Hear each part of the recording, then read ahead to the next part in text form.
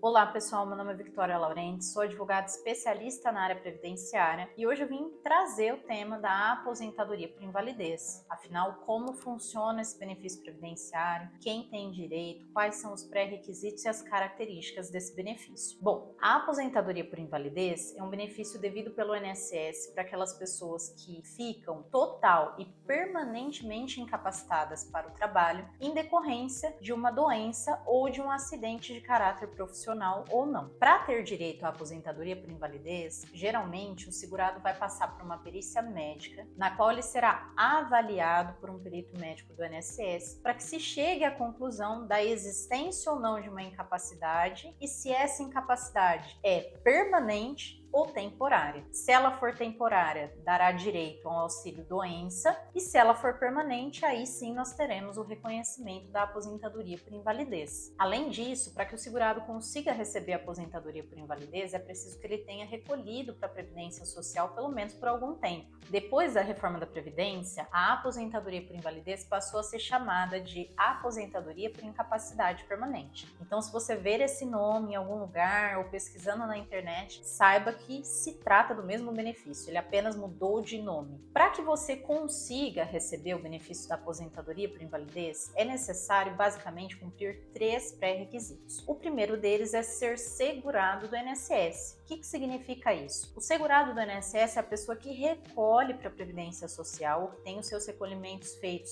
de maneira adequada, tempestiva, ou seja, dentro do prazo, ou que se enquadra no período de graça. O período de graça é quando você deixa de recolher ou quando o seu empregador para de recolher, mas você permanece com a sua qualidade de segurado por um determinado período para garantir a concessão de benefícios previdenciários. Esse período de graça pode ser de 12 até 36 meses depois do encerramento do seu contrato de trabalho. O segundo pré-requisito é comprovar essa incapacidade. Para que o segurado consiga receber uma aposentadoria por invalidez, necessariamente ele vai ter que passar por uma perícia perante o INSS, na qual ele vai ser avaliado por um perito. Esse perito vai precisar analisar todos os documentos médicos, os relatórios que embasam a sua condição de saúde, o seu quadro de saúde atual, vai fazer uma avaliação muitas vezes física, se a doença envolver uma doença de cunho físico, para poder chegar à conclusão sobre a existência ou não de uma incapacidade. E o terceiro pré-requisito é o cumprimento da carência. A carência significa o recolhimento por um período mínimo de 12 meses para ter o seu benefício concedido.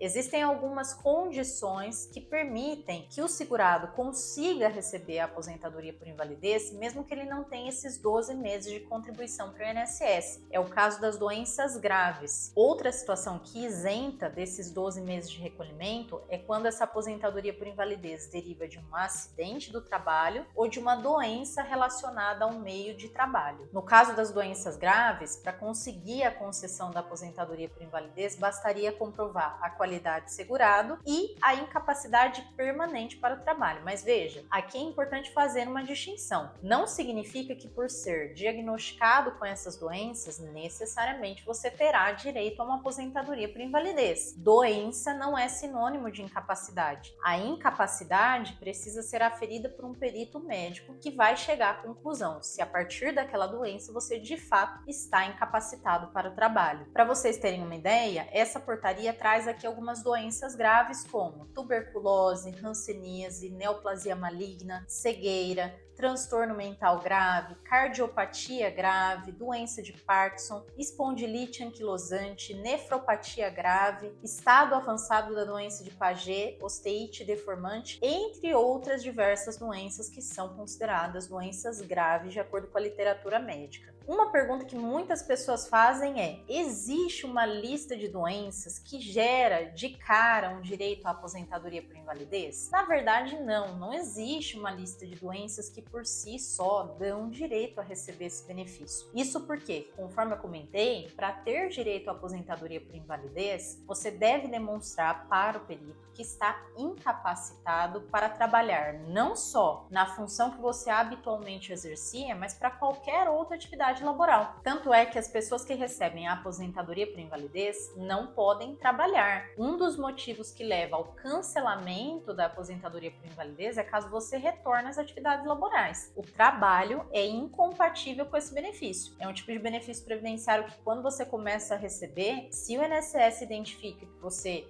está trabalhando, ele pode não só cancelar a sua aposentadoria, como também, se entender que a concessão desse benefício foi de má fé, envolvendo informações falsas, pode buscar sim o reembolso, né, de todos os valores que foram pagos para você ao longo dos anos. Outra pergunta que muitas pessoas fazem é: qual a diferença entre o auxílio-doença e a aposentadoria por invalidez? Ambos os benefícios, pessoal, são pagos pelo INSS. A metodologia de cálculo dos dois é diferente, então sim, a depender da situação, o valor da aposentadoria por invalidez, por vezes, é maior do que o auxílio-doença. O auxílio-doença é um benefício devido para as pessoas que têm uma incapacidade temporária, ainda que total, e no caso da invalidez, essa incapacidade é total, mas em caráter permanente. Por isso que na situação do auxílio-doença, geralmente ele é concedido por um prazo determinado e um pouco antes da cessação desse benefício, você precisa agendar a perícia de prorrogação. No caso da aposentadoria por invalidez, você passa pelas perícias revisionais. O benefício é concedido em caráter permanente, sem data para cessação, porém é comum que o INSS te coloque, te insira ali nas perícias revisionais, geralmente aí a cada 2 anos, para que um perito possa ir te avaliando ao longo do tempo e verificando se a sua condição de saúde permanece a mesma, se ela se agravou ou se, caso o perito entenda que você recuperou capacidade para o trabalho, ele pode cessar esse benefício e determinar o seu retorno ao trabalho. Existe uma situação específica para quem recebe a aposentadoria por invalidez que é chamada de grande invalidez. A grande invalidez é um acréscimo de 25% pago sobre o valor da aposentadoria por invalidez para aquelas pessoas que dependem no dia a dia do cuidado de terceiros para fazer suas atividades básicas, se alimentar, se vestir. Então são pessoas que dependem da sua vida diária do auxílio de terceiros para que possam desempenhar suas atividades. Nessa situação, caso o INSS reconheça essa dependência, né, para a subsistência e a dependência inclusive para o dia a dia em face de terceiros, é pago esse adicional de 25% sobre o valor da aposentadoria por invalidez. Esse valor, no entanto, desse acréscimo não é incorporado caso a pessoa que receba a aposentadoria por invalidez venha a falecer e esse benefício se transforme numa pensão por morte. Então, se aquela pessoa que recebe a invalidez vem a óbito e esse benefício se transforma numa pensão, esse acréscimo de 25%, infelizmente, não vai junto no cálculo do benefício. Outra pergunta bastante importante: quando a aposentadoria por invalidez é cancelada? Bom, existem algumas circunstâncias em que ela pode ser cancelada. Apesar do benefício ser concedido em caráter indeterminado, ela pode ser cancelada quando o segurado retorna voluntariamente ao trabalho, ou seja, o próprio segurado entende que ele recuperou sua capacidade para trabalhar. Uma segunda situação é quando ele falece, obviamente o benefício cessa. Outra situação é caso não estejam mais presentes os requisitos para sua manutenção. Então, por exemplo, se o segurado passa por uma perícia revisional e o perito entende que ele não tem mais aquela incapacidade, que ele pode exercer alguma atividade laboral, é possível sim que esse benefício seja cessado. E outra situação não muito comum é o cancelamento quando o INSS entende que houve algum erro na concessão. Então, por vezes o perito avalia, na verdade ele conclui que o benefício devido seria um auxílio-doença, mas por um erro do sistema do INSS é concedido uma aposentadoria por invalidez. Nessas situações de erro, o INSS também pode ir lá e cessar a aposentadoria por invalidez. Óbvio que caso o segurado discorde dos motivos ali que ensejaram a cessação do seu benefício, ele pode tanto apresentar um recurso para o INSS, quanto também,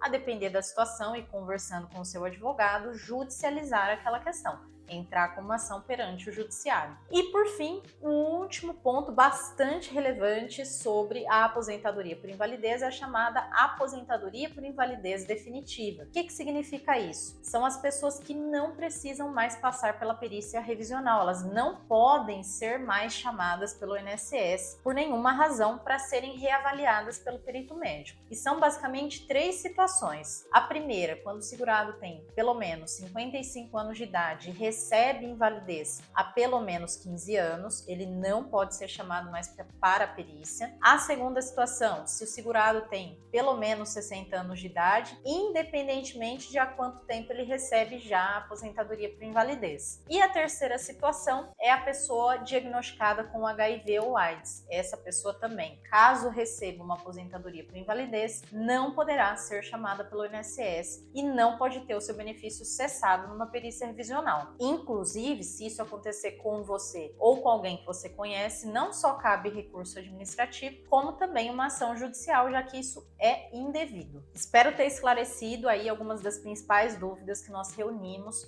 sobre esse benefício que é a aposentadoria por invalidez ou a aposentadoria por incapacidade permanente, como você pode conhecer. Se ainda assim você ficou com alguma dúvida, deixa aqui nos comentários para que nós possamos responder. Até o próximo vídeo.